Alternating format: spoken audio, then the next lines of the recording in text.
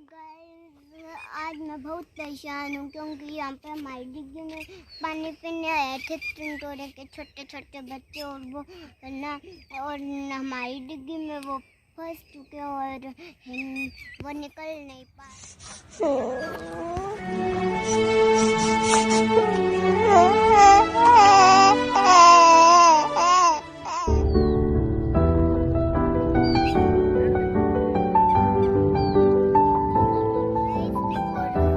पापा बहुत परेशान है। हमको कुछ भी करके उनको निकालना पड़ेगा और हम उनको निकालेंगे।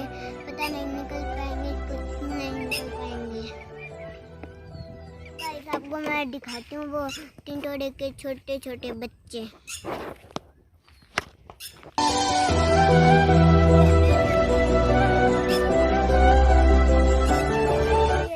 वो निकल नहीं पा रहे हैं। टिंटोरे के बच्चे बहुत छोटे हैं इसलिए वो उड़ नहीं पा रहे हैं, इसलिए वो निकल नहीं रहे हैं।